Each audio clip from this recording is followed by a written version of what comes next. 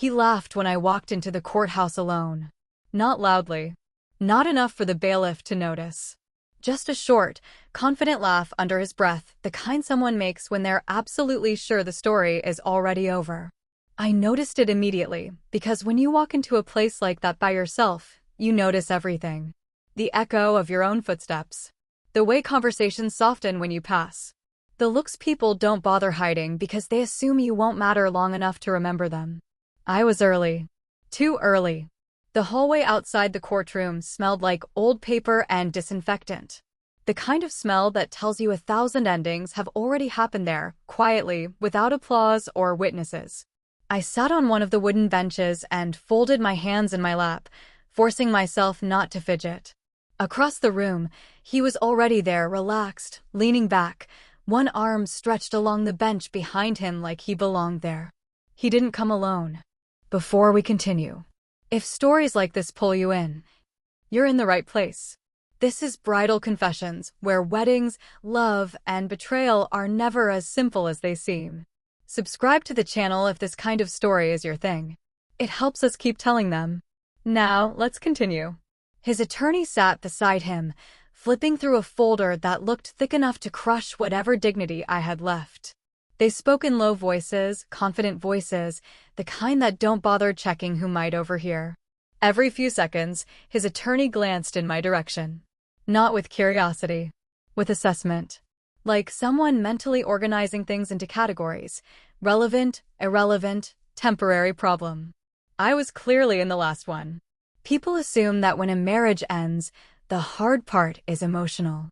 The grief, the humiliation, the disappointment. And yes, those parts exist. But walking into a courthouse to officially end something is different. That's where the assumptions pile up. No ring. No family sitting behind me. No lawyer at my side. I could practically feel the conclusion writing itself in everyone else's head. I was the impulsive one. The emotional one. The woman who rushed into something and was now paying for it. He leaned toward his attorney and whispered something. The attorney smiled. That was when I knew exactly how they saw me. Not as a risk. Not as a variable. As a formality. Someone whose role was to sit quietly while things were finalized around her. When the courtroom doors opened, the bailiff called us in with the same bored tone he probably used every morning. I stood, smoothed my jacket, and followed the line of people inside. The room itself was smaller than I expected. Plain. Neutral. No drama built into the space at all. Just desks, flags, and the quiet understanding that whatever happened in there would be binding. He took his seat immediately, posture loose, confidence untouched. His attorney arranged papers with practiced efficiency. I sat alone at the other table. I could feel it then, the weight of the narrative forming before anyone spoke. A woman without representation. A man prepared. A case already decided. The judge entered, and everyone rose. When we sat again, she scanned the room with the detached calm of someone who had seen every version of regret imaginable. She asked for appearances. His attorney spoke first, voice smooth, professional, certain. When it was my turn, I stated my name and said I was representing myself. There was a pause. Not from the judge. From everyone else. The attorney glanced at me again, this time with something closer to interest. He leaned slightly toward the judge and said, politely, that perhaps the court might consider advising me to seek counsel before proceeding. The implication was clear. This could get ugly for me. The judge looked at me. I shook my head. I'm ready, I said. That was the first time my husband looked directly at me since I walked in. His smile didn't reach his eyes. Because for the first time that morning, something didn't go exactly the way he expected. Before we continue, if this kind of story is your thing, subscribe to Bridal Confessions. It really helps the channel grow, and we truly appreciate it. And if you have a story of your own, feel free to share it in the comments. We'd love to read it. Once I said I was ready to proceed without a lawyer, the atmosphere in the room shifted in a way that was subtle, but unmistakable. People sat differently. Pens moved. Folders closed. There's a specific kind of confidence that comes from believing the other person doesn't fully understand the rules of the game. I had seen it before, just never directed at me so openly. The judge began by asking basic questions. Names. Dates. Length of the marriage. Nothing dramatic. Nothing emotional. Just facts laid out in neat, careful lines. Every answer I gave was short and clear. I didn't add explanations. I didn't justify myself. I knew better than to do that. Across the room, my husband leaned back in his chair, arms crossed, completely at ease. He looked like someone waiting for a delayed flight, mildly inconvenienced, but not concerned. And I understood why. From the outside, our story was simple. We met quickly. We moved fast. We married quietly. No big wedding. No long engagement. No family pressure. Just two adults who, according to everyone else, made an impulsive decision and were now undoing it just as quickly. That narrative had followed me from the moment I filed the paperwork. Friends who meant well had asked if I was sure I didn't want help. Family members had warned me not to be stubborn. Even the clerk at the filing window had raised an eyebrow when I said I was representing myself. People mistake calm for ignorance when it doesn't look like theirs. What none of them had seen was how carefully everything in that marriage had been timed. Looking back, the speed wasn't romantic. It was efficient. We hadn't dated long enough for routines to settle. We hadn't lived together long enough for habits to surface. Every step forward had been framed as urgency, as if waiting would somehow cost us something we couldn't afford to lose. At the time, I thought it was passion. In that courtroom, I understood it had been momentum. The judge asked how we wanted to proceed. His attorney was ready immediately. He outlined a clean, uncomplicated separation. No shared property. No disputes. No outstanding claims. A simple ending to what he described as a brief and unfortunate misalignment. He spoke confidently, like someone summarizing a case he'd already won. I listened carefully, not because I agreed with him, but because the way someone tells a story reveals what they think matters and what they assume doesn't. He focused on how short the marriage was, how little we had built together, how reasonable it would be to walk away quietly. What he didn't mention was how much planning had happened before anything was signed. The judge turned to me and asked if I agreed with the characterization. I said I agreed with the timeline, not the meaning. That earned me another look, this one sharper. I could feel the question forming in her mind. Why is she here then? Because if I wasn't fighting for assets, for support, for anything tangible, why drag this out? That was the part no one understood yet. I wasn't there to ask for something. I was there to prevent something from disappearing. As the hearing continued, I became aware of how often my husband avoided looking at me. Not out of anger. Not even discomfort. Out of certainty. He believed silence worked in his favor.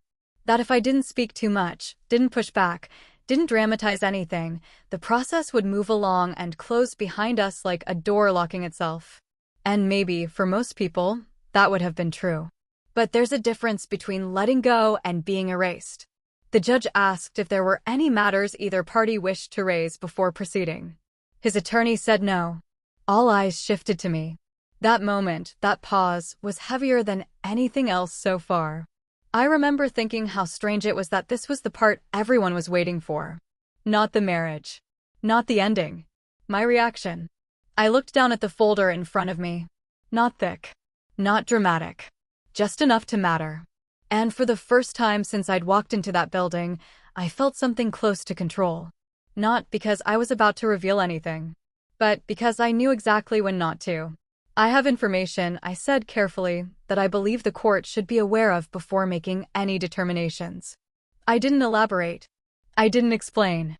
I didn't defend myself. That sentence alone was enough to change the room again.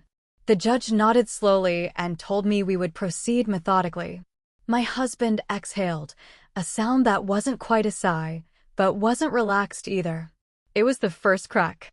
Small. Almost invisible. But real. And I knew then that this wasn't going to be as quick as he'd planned. As the judge moved on to procedural matters, my mind drifted, not away from the courtroom, but deeper into it. That's the strange thing about moments like that. You're physically present, but mentally you're replaying everything that led you there, searching for the point where things could have gone differently. I thought about the beginning. Not the first date. Not the attraction. The first decision. He had been charming in a way that felt effortless. Not loud or performative. Just calm, attentive, always seeming slightly ahead of the moment, like he already knew where things were going. He remembered details. He anticipated needs. He framed every step forward as practical rather than emotional. At the time, I found that reassuring. I had spent years being told I was too cautious, too guarded, too slow to commit. So when someone came along who seemed decisive, who treated certainty like a strength instead of a flaw, it felt like balance. What I didn't recognize back then was how often he used timing as a tool. Everything was always about now. Why wait? Why complicate things? Why involve too many people? We didn't need a long engagement. We didn't need to announce things publicly. We didn't need opinions. It was just us. That phrase came back to me often as I sat there listening to his attorney describe our marriage as brief and insignificant. It had been brief, but it hadn't been insignificant. Not in the way they were suggesting. The judge asked a question about our living arrangements, and I answered automatically. Dates, addresses, durations. Facts I'd repeated enough times that they felt detached from any emotion. As I spoke, I became aware of something I hadn't fully processed before. Most of my memories of the marriage weren't about shared experiences. They were about transitions. Moving in. Signing paperwork. Opening accounts. Closing others. There were conversations I remembered clearly, but when I tried to recall moments of stillness, ordinary days without an agenda, they were surprisingly hard to find. It wasn't that they didn't exist. It was that they had never been the focus. He was always planning the next step. When I'd suggest slowing down, he'd smile and tell me that hesitation was just fear dressed up as wisdom. That people who overthink miss opportunities. I had believed him. Sitting there now, I realized how carefully that belief had been cultivated. The judge asked if either of us wished to add context regarding the marriage itself. His attorney declined. I didn't. But I also didn't rush to fill the silence. Silence has a way of making people uncomfortable, especially when they expect you to defend yourself. I let the pause stretch just long enough to feel deliberate. In that space, I noticed something else. My husband wasn't bored anymore. He was watching me. Not openly. Not directly. But every time I shifted in my seat, every time I adjusted my papers, his attention followed. Not because he feared what I would say. Because he didn't know when I would say it. And uncertainty, I was learning, was not something he handled well. I thought about the weeks leading up to the marriage. How quickly things had escalated after certain conversations.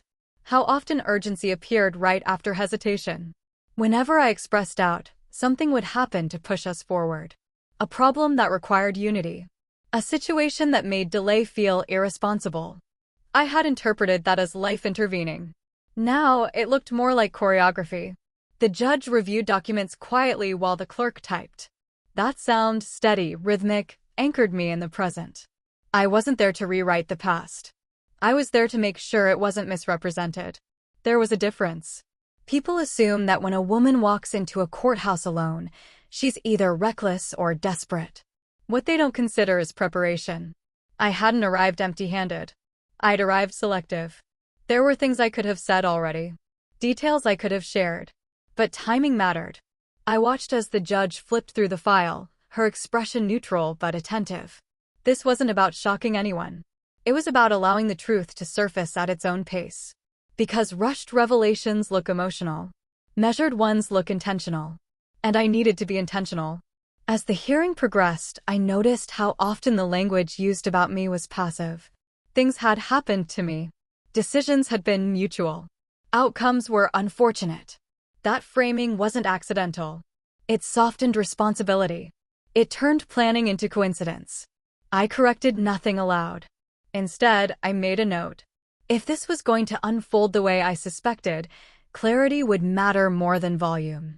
The judge eventually asked if there were any preliminary matters that might affect how the court viewed the dissolution. That was her opening. Not an invitation. A test. I looked up and met her gaze. I believe there is context that explains why the marriage occurred when it did, I said evenly. I didn't raise my voice. I didn't elaborate. I let the implication do the work. The judge nodded, making a small note on her pad. "We can address that," she said. "In due course." Across the room, my husband shifted again. This time, he didn't smile. Because the narrative he'd walked in with, the simple one, was no longer moving forward unchallenged. And I hadn't even begun. When I walked into that courthouse alone, I told myself I was prepared. I had rehearsed the moment in my head so many times that it felt almost familiar. The echo of my steps on the floor. The weight of the door as it closed behind me. The looks people give when they think they already understand the story. What I hadn't prepared for was how quiet everything would feel once I sat down. Courthouses aren't dramatic places. They don't hum with tension the way movies suggest. They're administrative. Neutral. Almost indifferent. And that indifference forces you to sit with your thoughts. I noticed small things first. The way my husband leaned back in his chair like this was an inconvenience, not a reckoning. The way he smiled, not warmly, not kindly, but confidently, like someone who believes the outcome is already decided. That smile didn't come from nowhere. It was built on weeks of certainty. On conversations where he told me I was being emotional. On assurances that I didn't really understand how things worked. On the belief that showing up alone made me weaker, not more serious. I could feel it in the room. People assumed I was the unstable one. The dramatic one. The woman who couldn't let go. No one says that out loud, but you can sense it. Especially when you're a Black woman standing alone in a place that runs on assumptions. I didn't speak right away. I let the silence stretch. Because silence does something interesting. It unsettles people who expect control. The judge reviewed the file slowly, flipping through pages that represented years of my life reduced to paper. Dates. Signatures. Legal language stripped of emotion. As she read, my mind drifted backward. Not to the big moments, the wedding, the fights, the breaking point. But to the ordinary days. The ones that never raise alarms until you look at them together. I remembered how my husband used to correct me in public gently. Never harsh. Never openly disrespectful. Just small adjustments. "You mean this, right? That's not exactly what happened. Let me explain it better." At the time, I thought he was being helpful. Now, sitting there, I understood how often my voice had been edited in real time. I thought about how he handled finances. Not because I couldn't, but because he insisted. He framed it as protection. As partnership. As efficiency. And I let him. Not because I was incapable, but because trusting someone you love feels easier than guarding yourself from them. That's the part people don't talk about. Control doesn't start as restriction. It starts as relief. The judge paused on a page longer than the others. She reread a section, her finger tracing a line as if something wasn't sitting quite right. My husband shifted in his seat. Just slightly. But I noticed. I had spent years noticing small shifts like that. The tightening of his jaw when a conversation didn't go his way. The stillness that came right before he reframed something to his advantage. The judge asked a procedural question. Routine. Neutral. I answered clearly, evenly. I wasn't there to convince anyone of my pain. Pain doesn't carry weight in rooms like this. Consistency does. As the hearing continued, I realized something unsettling. I wasn't nervous. Not the way I'd expected. What I felt was clarity. Because once you're no longer trying to be understood by the person who hurt you, everything sharpens. You stop explaining. You stop justifying. You start observing. I observed how my husband never once looked at me directly. He looked at the judge. At the clerk. At his own hands. But not at me. That wasn't guilt. That was calculation. People who feel remorse look at you to measure it. People who feel secure don't need to. The judge made a note. Then another. She didn't react. But she slowed down. And that slowing, that was new. Momentum had always worked in his favor. Our relationship moved quickly. Our marriage moved quickly. Even our separation had been framed as something to handle efficiently. This was the first time something wasn't moving on his timeline. I sat back and breathed. Not deeply. Not dramatically. Just enough to stay present. I didn't know yet what the judge had noticed. I didn't know what questions would come next. But I knew one thing with certainty. For the first time since I'd married him, The story wasn't being told for me. And that alone changed everything. After I said there was information the court should be aware of, nothing dramatic happened. No gasps. No sudden reactions. That's something people don't expect. They think moments like that explode immediately, raised voices, objections, tension spilling over the edges. But real tension doesn't rush. It settles. The judge didn't ask me to explain myself right away. She simply acknowledged what I'd said and moved on, carefully, deliberately, as if placing something fragile back on the table instead of picking it up. And that restraint mattered, because it meant she was listening, not reacting. My husband shifted in his seat again. This time, he didn't bother hiding it. He uncrossed his arms, leaned forward slightly, then stopped, as if unsure whether that movement alone would reveal too much. His attorney remained composed, but I noticed his pen had stopped moving. That was new. Up until then, everything had flowed smoothly for them. He spoke, the judge nodded, notes were made, and the story progressed exactly as expected. Now, there was a pause in the rhythm. Not a stop, just a hesitation. The judge asked for clarification on procedural matters. Dates. Jurisdiction. Confirmation that both parties understood the scope of the hearing. Routine questions. But the way she asked them had changed. Her eyes moved more slowly between us now. She looked at him when he answered. Then at me. Not to compare. To observe. I answered the questions the same way I had before, short, precise, without commentary. I wasn't there to narrate my experience. I was there to establish a pattern. Across the room, my husband's confidence didn't disappear, but it recalibrated. He wasn't laughing anymore. He wasn't smirking. He was calculating. That was something I knew well. I had seen that look during our marriage, the moment when he realized a conversation wasn't going exactly where he'd planned, and he needed to adjust his approach without letting anyone notice the shift. The judge referenced the timeline again. She repeated the length of the marriage out loud. Short. Recent. Cleanly documented. Then she asked something that, on the surface, seemed insignificant. She asked when the decision to marry had been made. Not the date of the wedding. The decision. My husband answered quickly. Too quickly. He gave a general time frame. Vague. Confident. As if the details didn't matter. I listened carefully. The judge turned to me and asked if I agreed. I did something subtle then. I didn't say no.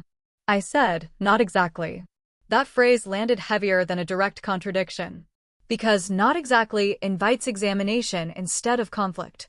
The judge looked at me again. Not impatient. Curious. I clarified that the decision had occurred earlier than the date he'd given, not by days, but by weeks. That there had been conversations, planning, steps taken before the official announcement. I didn't accuse. I contextualized. My husband glanced at his attorney. That glance was brief, but it carried weight. It was the look of someone checking alignment, making sure the other person was still seeing the same board. The attorney nodded almost imperceptibly and responded smoothly, reframing my clarification as natural enthusiasm, as momentum, as two adults moving quickly because they felt sure. The judge accepted the explanation, but she didn't close the point. She made a note. That's something people underestimate. Judges don't argue. They collect. As the hearing continued, I noticed something else. The language had shifted. Instead of speaking about a brief marriage, the judge began referring to the circumstances surrounding the marriage. That distinction mattered. Circumstances imply context. Context invites scrutiny. My husband leaned back again, trying to recover his earlier posture. But it didn't quite work. His movements were more deliberate now, less relaxed. The confidence was still there, but it had lost its invisibility. The judge asked whether either party believed there were factors influencing the timing of the marriage that the court should be aware of. His attorney responded immediately. No. Nothing unusual. No pressure. No external considerations. I waited. Not because I didn't have an answer, but because timing still mattered. When I spoke, I didn't contradict him directly. I said that I believed timing had played a significant role in the relationship, not as pressure, but as structure. That decisions had been framed as urgent, necessary, efficient. Words matter. Pressure suggests force. Structure suggests design. The judge looked down at her notes again. She didn't respond immediately. She asked a follow-up question instead. She asked whether either of us had concerns, at the time, about delaying the marriage. That question wasn't aimed at me. It was aimed at him. My husband answered first. Of course not. Why would there be? They were adults. They knew what they wanted. I could hear the certainty in his voice, and beneath it, something else. Defensiveness. The judge turned to me. I didn't say I'd been concerned. I said I'd been encouraged not to be. That was the moment his attorney looked at me again, not with assessment this time, but with alertness. Because encouragement sounds benign. Until you ask who's doing the encouraging. The judge asked me to clarify. I didn't elaborate much. I said that hesitation had been framed as unnecessary, as fear, as something to overcome quickly rather than examine. I didn't assign blame. I described a dynamic. The room felt different after that. Not tense. Focused. The judge thanked me and returned to procedural matters, but I could feel the undercurrent shifting. This was no longer just about dissolving a short marriage.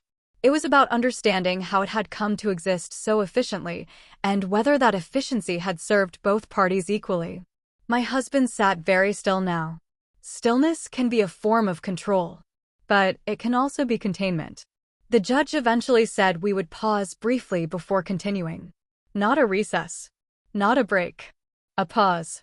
She needed to review something. She gathered the file and stepped out with the clerk. The courtroom door closed behind them. And for the first time since I'd walked in, I was alone with my husband and his attorney. No judge. No structure. No script. The attorney leaned toward him and whispered something I couldn't hear. My husband nodded slowly. Then he looked at me. Not with anger. Not with disdain. With curiosity. As if he was seeing me for the first time that morning, not as a formality, but as a variable. And that was when I knew something important. I hadn't said much. I hadn't revealed anything. But I had done exactly what I needed to do. I had interrupted certainty. When the judge left the courtroom, the air changed. Not dramatically. Not in a way anyone could point to. It just settled. The kind of silence that isn't empty, but loaded, like everyone is suddenly aware that something has shifted, even if no one knows exactly what yet. My husband leaned back again, trying to reclaim the posture he'd worn so easily before. But it didn't land the same way this time. His confidence now felt rehearsed, like a gesture repeated out of habit rather than conviction. His attorney murmured something to him under his breath. I didn't strain to hear it. I didn't need to. Whatever was being said wasn't reassurance, it was strategy. I sat still, hands folded over my papers, eyes down. Not because I felt small, but because attention, at this point, was more useful when it wasn't obvious. People underestimate what happens in those in-between moments. They think the story lives only in what's said on record. But power often moves in the pauses, in what people assume you're not prepared for. Across from me, my husband studied me openly now. Not staring, not aggressively, just watching. He was trying to figure out something he hadn't planned for. That uncertainty made him restless. He shifted his leg, adjusted his jacket, cleared his throat. I recognized all of it. During our marriage, those movements always came before a pivot, a change in tone, a reframing of reality. But this time, there was no audience to manage. No charm to deploy. Just time. And time, for once, wasn't on his side.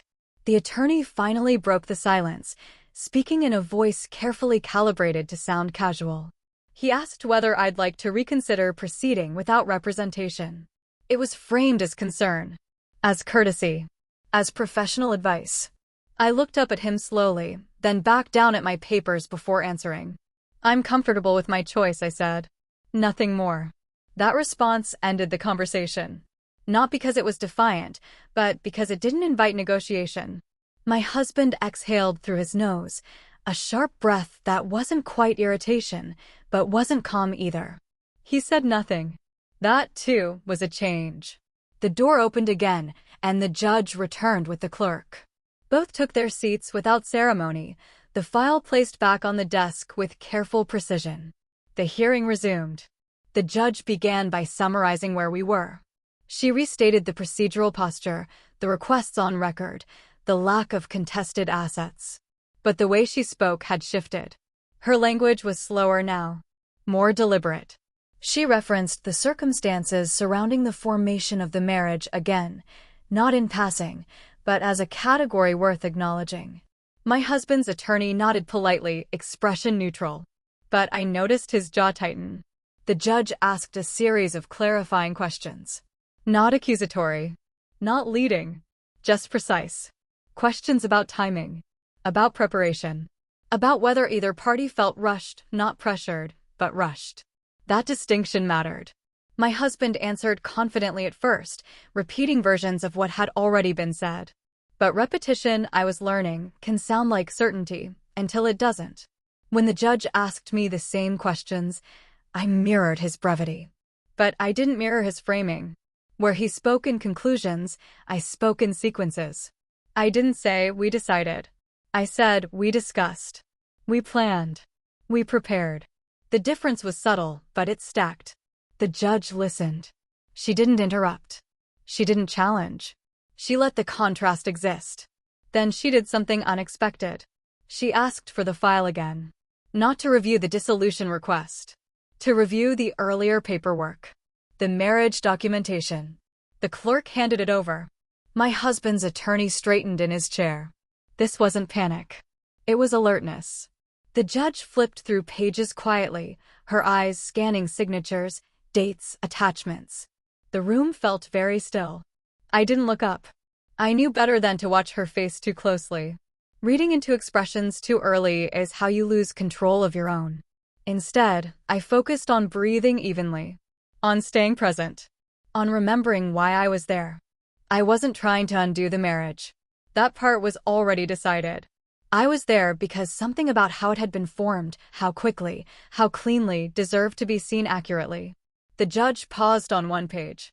She reread a line. Then another. She made a note. My husband leaned forward this time, not much, but enough. Enough to tell me he felt it. She didn't say anything yet. She simply closed the folder gently and placed it beside her. Then she looked up. And for the first time since the hearing began, she addressed both of us not as parties ending a relationship, but as individuals whose decisions had legal context.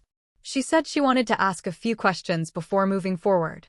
Questions not about division, but about intent. The word hung in the air. Intent is a dangerous thing in legal spaces, because intent doesn't live on paper. It lives in patterns. My husband nodded immediately. Of course. Anything the court needed.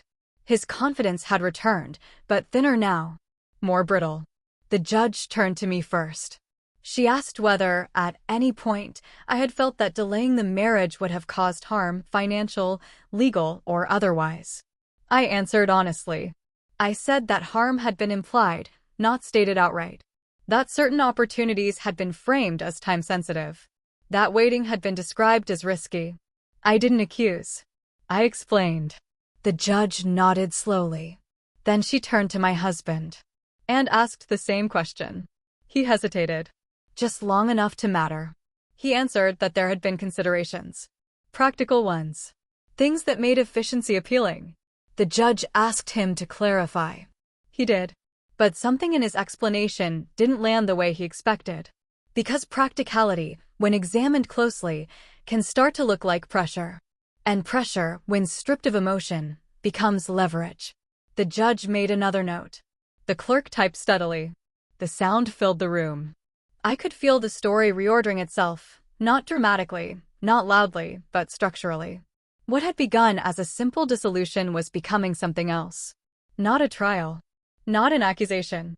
An examination. And examinations don't rush. My husband sat very still now. His attorney said nothing. For the first time that morning, no one was steering the narrative except the court. And I hadn't even reached the center of what I came to protect. The judge didn't rush. That, more than anything else, told me she had noticed what I hoped she would. She didn't accuse. She didn't summarize. She simply asked questions that forced structure onto things my husband preferred to keep fluid. Intent. Timing. Sequence.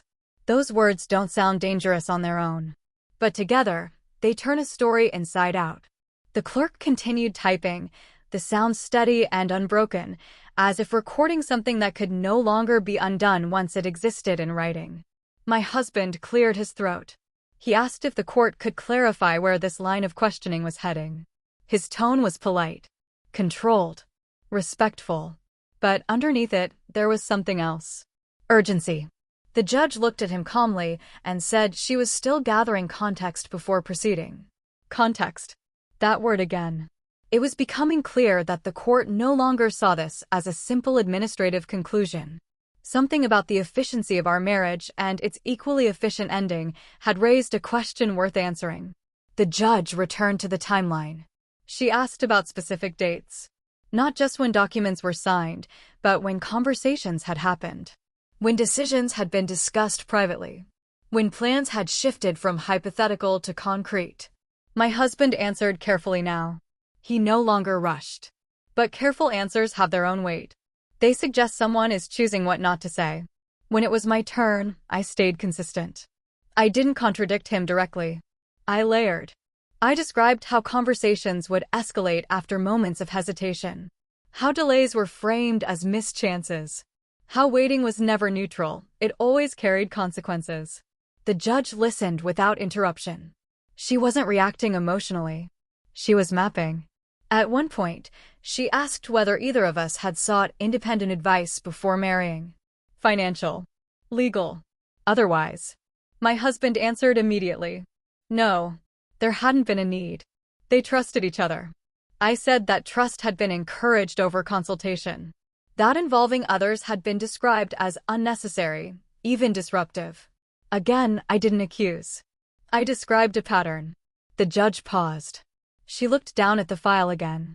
Then she asked something that, on the surface, sounded almost casual. She asked whether either of us had been managing information during the relationship. My husband frowned slightly. Managing information? She clarified. Whether either party had taken responsibility for organizing documents, timelines, or decisions on behalf of the other. My husband answered that he had, at times, handled logistics. That he was more organized. That it was simply practical. The judge nodded. Then she asked me whether I agreed. I said I agreed with the description, but not the implication. I explained that handling logistics had gradually expanded into controlling access. Not overtly. Not forcefully. But consistently.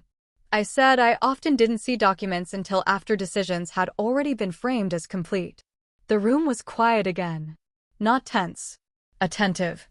My husband's attorney shifted in his seat. He didn't interrupt. That, too, was new. The judge thanked me and moved on. She summarized what she had heard so far, carefully, neutrally. She said the court had no reason to believe either party acted maliciously. But she also said that intent, timing, and information flow were relevant when evaluating how agreements were formed, even short-lived ones. That sentence landed differently. It didn't accuse. It opened a door. My husband's confidence didn't disappear, but it changed shape. It became defensive. Contained. He nodded as the judge spoke, but the nods were mechanical now. When she finished summarizing, she said something that shifted the ground again. She said that before proceeding with final determinations, she wanted to understand whether any materials existed that could clarify the sequence of events leading up to the marriage. Not proof. Not evidence. Materials. That distinction mattered. Materials could be emails, messages, drafts, notes, things that show evolution rather than conclusion. My husband's attorney spoke quickly this time. He said there were no disputes over documentation. That everything had been voluntary. That introducing materials would unnecessarily complicate a straightforward matter. The judge listened. Then she turned to me. She asked whether I believed such materials existed. I didn't answer immediately. Not because I was unsure. Because I needed the weight of the moment to settle before speaking. I said that materials did exist. Not to dispute consent, but to clarify chronology. I emphasized that difference. Chronology doesn't argue intent. It reveals it. The judge nodded slowly. She asked whether I had those materials available. I said I did, but that I wasn't requesting to submit them yet. That stopped everyone. My husband turned fully toward me now. Not openly hostile, but alert. The judge raised an eyebrow, just slightly. She asked why. I said because timing mattered. That submitting them without context could create confusion rather than clarity. I said I wanted the court to understand why the sequence mattered before reviewing specifics. The judge studied me for a long moment. Then she did something unexpected. She agreed. She said the court would proceed incrementally. That she appreciated restraint. That clarity, in her experience, often came from structure rather than volume. My husband's attorney said nothing. He had gone very still. The judge then stated that she would pause the hearing again, briefly, to determine how best to proceed. Not to review the materials. To decide how they would be introduced, if at all. She rose. The clerk followed. The door closed behind them once more. This time, the silence felt different. Heavier. Not uncertain. Anticipatory. My husband didn't look at me. Not immediately. When he did, his expression had changed. The confidence was gone now. What replaced it wasn't fear. It was calculation under pressure. And that's when I understood something clearly. I hadn't taken control. I had removed his. And in rooms like that, that's enough. When the judge left the room, the silence didn't relax anyone. It didn't feel like a break. It felt like suspension. The kind where gravity still exists, but no one knows when they'll be allowed to move again. I stayed seated, hands folded the same way they had been all morning. Not stiff. Not rehearsed. Just still. Across from me, my husband shifted in his chair for the first time without trying to disguise it as comfort. He wasn't relaxed anymore. He was recalculating. Courthouses have a strange way of amplifying small movements. A foot tapping sounds louder. A chair creaking feels intentional. Even breathing becomes noticeable when no one is speaking. His attorney leaned in toward him and whispered something I couldn't hear. My husband nodded once. Sharp. Controlled. But his jaw tightened in a way I recognized. It was the same look he used to get when a plan adjusted itself in real time. That was when I realized something important. This wasn't going wrong for him. It was simply no longer following the order he expected. And for someone like him, that was destabilizing. People assume manipulation looks dramatic. Loud. Aggressive. Obvious. It doesn't. Most of the time, it looks like efficiency. Like someone always being prepared. Always having the next step ready. Always framing decisions as inevitable instead of optional. In the marriage, I had often mistaken that for leadership. In that courtroom, with no one rushing to close things neatly, it finally looked like what it was. Dependency disguised as competence. While we waited, my mind didn't race. It narrowed. I stopped replaying memories emotionally and started lining them up structurally. Not what happened, but when. Because timing tells you more than intention ever will. I remembered how quickly paperwork had followed conversations. How drafts appeared fully formed, as if decisions had already matured somewhere without me. How I was often invited into the final version of something rather than its beginning. At the time, I thought that was consideration. Now, I recognized it as containment. The bailiff stood near the door, expression neutral. He had seen hundreds of these pauses. Probably thousands. But even he seemed aware that something about this one was different. My husband finally spoke to me.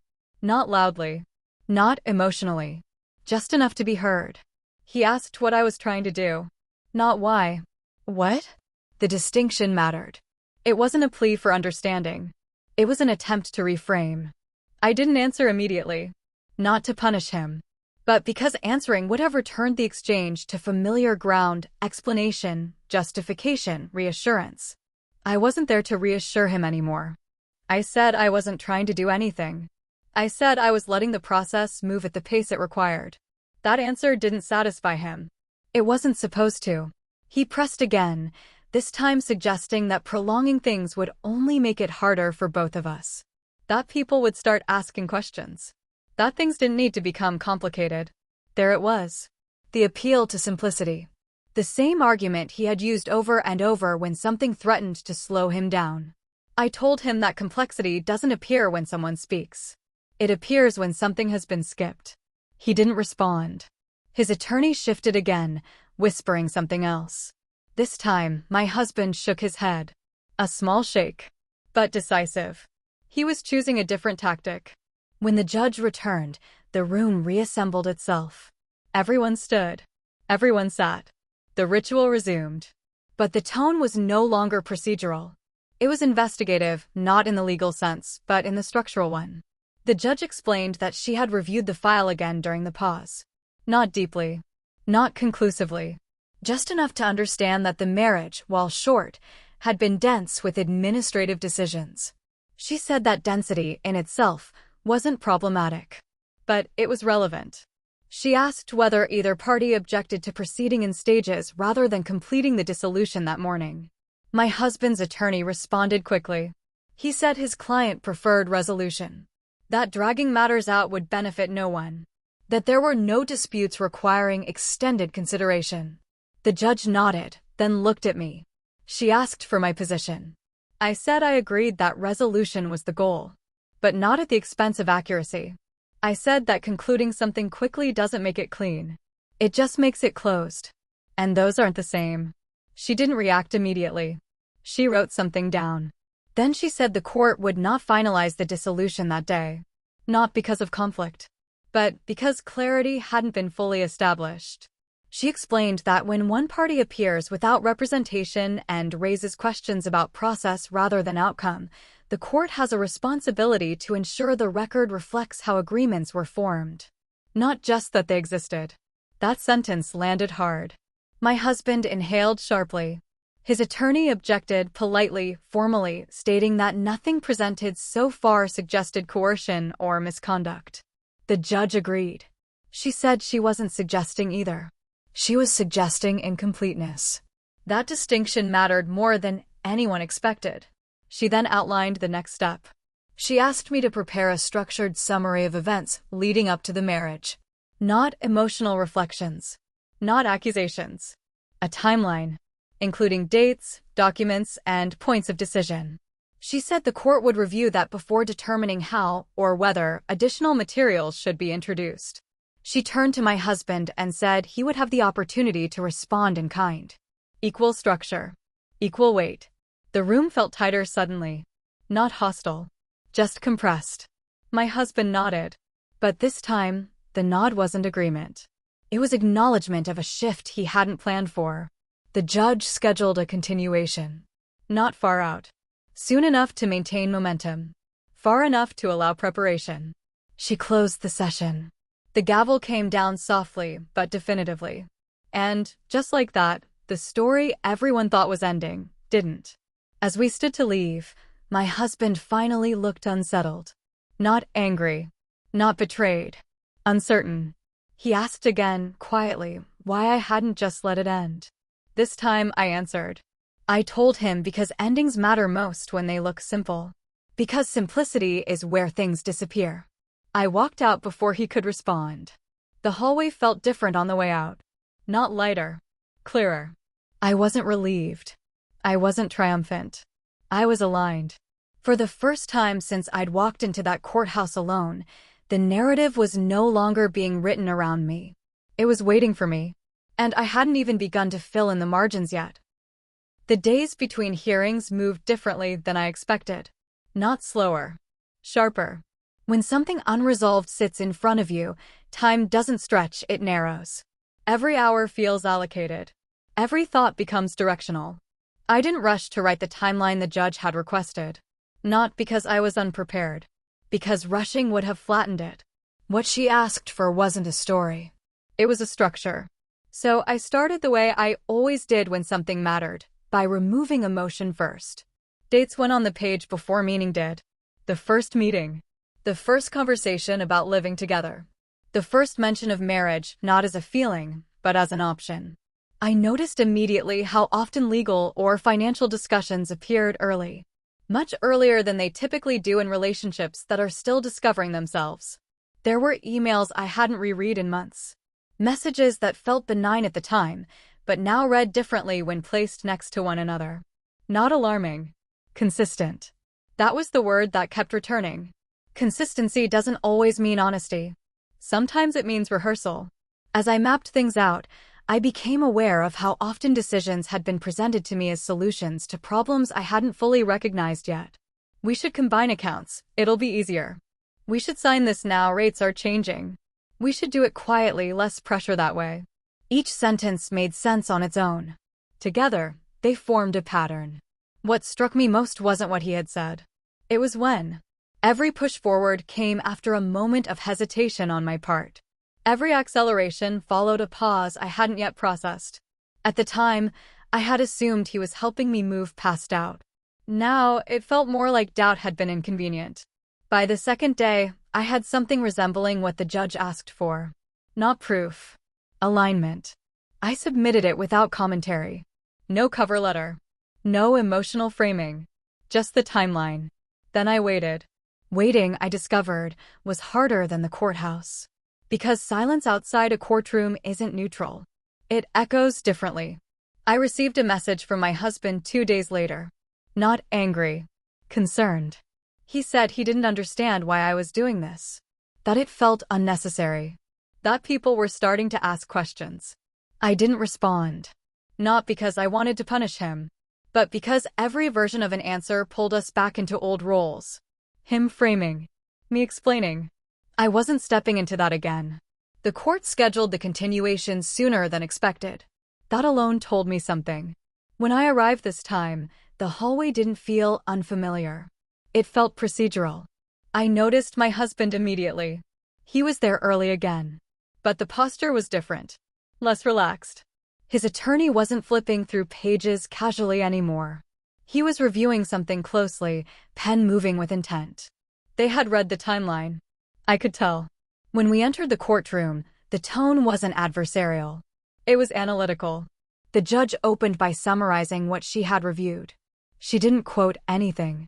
She referenced shape. She said the timeline suggested a relationship that progressed unusually quickly in administrative terms. She said speed alone wasn't evidence of impropriety. But sequence mattered. She asked my husband's attorney to respond. He did. Methodically. He framed each point as mutual decision-making, as adult consent, as enthusiasm rather than pressure. He said there was nothing in the record that suggested imbalance. Nothing illegal. Nothing that violated any statute. And he was right in the narrowest sense. The judge acknowledged that. Then she asked something unexpected. She asked my husband whether he had ever been married before. He said no. She asked whether he had ever entered into a legal partnership involving shared assets. He hesitated briefly, then said yes. That pause mattered more than the answer. She asked him to explain. He described a previous business arrangement that had ended cleanly. She asked whether that arrangement had also moved quickly. He said it had. She asked whether documentation had preceded emotional investment. He said he wasn't sure what she meant. She clarified. She asked whether agreements had been drafted before trust had been established. The room tightened again. He answered carefully. He said he believed clarity prevented conflict. She nodded. Then she turned to me. She asked whether I had ever been in a relationship where administrative decisions had been made before emotional stability was present. I said no. She asked whether I had questioned the pace. I said yes. She asked whether those questions had been framed as caution or resistance. I paused. Then I said they had been framed as fear. She didn't react. She wrote. The judge explained that courts don't evaluate feelings. They evaluate formation. How something came into being. She said marriages aren't contracts in the strict sense, but they are built on decisions. And decisions can be examined. She wasn't accusing anyone. She was contextualizing. She then stated that before proceeding further, she wanted supplemental documentation. Not financial disputes. Not claims. But correspondence around the timing of major decisions. Emails. Messages. Drafts. Anything that reflected how agreement had been reached. She set a deadline. My husband's attorney objected again, politely, precisely. The judge overruled him. She said the request was reasonable. She said clarity now would prevent complication later. I didn't look at my husband. I didn't need to. I could feel the shift without seeing it. This was no longer about ending something quickly. It was about understanding how it had begun. As we left the courtroom, he didn't speak to me. Not once. His attorney did. He suggested carefully that cooperation would benefit everyone. That the court was opening doors that didn't need to be opened. That discretion would protect both of us. I told him discretion only protects people who already know what they're protecting. He didn't respond. Outside, the air felt sharper. Not colder. Clearer. I understood then that whatever came next wasn't going to be explosive. It wasn't going to be dramatic. It was going to be incremental. Piece by piece. And the reason that mattered was simple. People can deny accusations. They can argue interpretations. But patterns don't argue. They accumulate. And for the first time since the day I walked into that courthouse alone, I wasn't bracing for impact. I was watching momentum change direction. Quietly. Deliberately. In plain sight. The shift didn't announce itself. There was no dramatic moment. No sudden realization. No obvious turning point. It happened quietly, the way control usually slips away. The court didn't accuse anyone. It didn't dramatize what it saw. It didn't elevate my role or diminish his. It simply stopped rushing. And that alone changed everything. When the next hearing was scheduled, I noticed something subtle in the paperwork. The language had changed. Not significantly. Not enough for most people to notice. But the assumptions were gone. The phrasing was no longer about concluding a failed marriage. It was about understanding how it had been constructed. That distinction mattered more than I expected. In the days leading up to the hearing, I didn't feel anxious. I felt attentive. I paid closer attention to details I would have once dismissed as irrelevant. The order of emails. The timestamps on drafts. The way certain conversations appeared only after decisions had already been made elsewhere. Nothing explosive. Nothing illegal. Just directional. I realized that for most of the marriage, I hadn't been making decisions. I had been agreeing with conclusions. At the time, that felt collaborative. Now, it felt curated. The courtroom was quieter that day. Not physically. Structurally. The judge entered without ceremony. No small talk. No delays. She opened the file and began speaking as if continuing a conversation that had never paused. She referenced the materials both sides had submitted. Not individually. Collectively. She spoke about sequence again. About how timing affects perception. About how consent requires more than access, it requires space. She wasn't speaking to punish. She was speaking to define. Across the room, my husband listened without interruption. He didn't object. He didn't whisper to his attorney. That alone told me he understood the direction things were moving in. The judge explained that courts don't determine intent in situations like this. They determine clarity. And clarity, she said, had been compromised by speed. She emphasized that speed is not inherently wrong. But speed paired with asymmetry, informational, experiential, or procedural, changes the nature of agreement. No one interrupted her. She wasn't accusing him of deception. She wasn't framing me as a victim. She was identifying imbalance. And imbalance, once named, doesn't disappear. She stated that the dissolution would proceed, but not as a rubber stamp. The record would reflect that the marriage had been formed under conditions that limited full deliberation. That sentence didn't sound dramatic. But it was permanent. I watched my husband carefully then. Not for anger. Not for regret. For recognition. And I saw it, not clearly, not fully, but enough. He had expected conflict. Resistance. Emotion. What he hadn't expected was neutrality turning investigative. Because neutrality doesn't take sides. It removes cover. The judge asked if either party wished to add anything. His attorney declined. Efficient. Controlled. She turned to me. I didn't say much. I said that I wasn't there to undo the past. Only to ensure it wasn't simplified into something it hadn't been. That sentence felt like closure, not because it ended anything, but because it named it. The judge nodded once. That was all. When the hearing concluded, it didn't feel suspended anymore.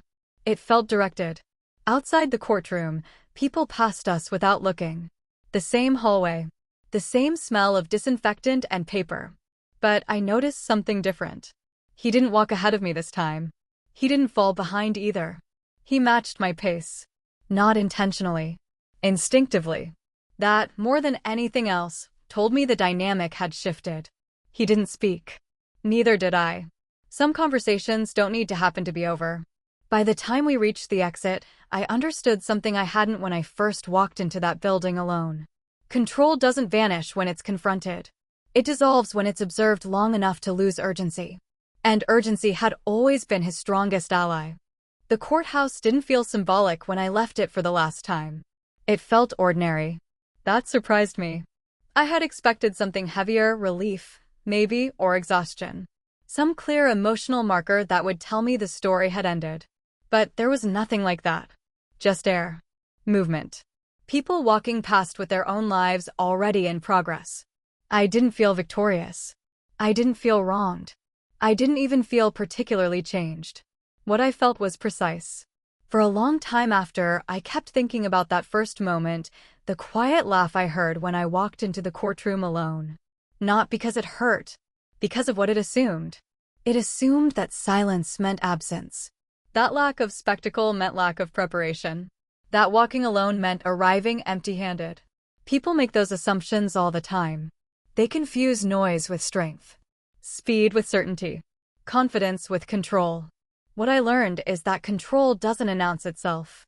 It doesn't posture. It doesn't rush. It waits. The marriage ended without fireworks. No revelations that would travel beyond that room. No public reckoning. But something important was preserved. The truth didn't need to be dramatic to be permanent. It just needed to be recorded accurately. Weeks later, when people asked how it all ended, I noticed something interesting. I didn't feel the need to explain. Not because I was hiding anything. Because there was nothing left to defend. The story wasn't mine to carry anymore. It existed where it belonged, on paper, in sequence, without distortion. I realized then that closure isn't about proving anything to anyone else. It's about knowing that nothing essential was lost to convenience. That what mattered wasn't smoothed over for the sake of speed. I walked into that courthouse alone. People filled in the blanks for me before I ever spoke. I walked out with no blanks left. And that was enough. If you're still here, this story meant something to you. Stories like this are why Bridal Confessions exists. So if you want more real stories about love, betrayal, and everything in between, subscribe to the channel. It helps us keep telling them. And if this one stayed with you, a like lets us know we're on the right path.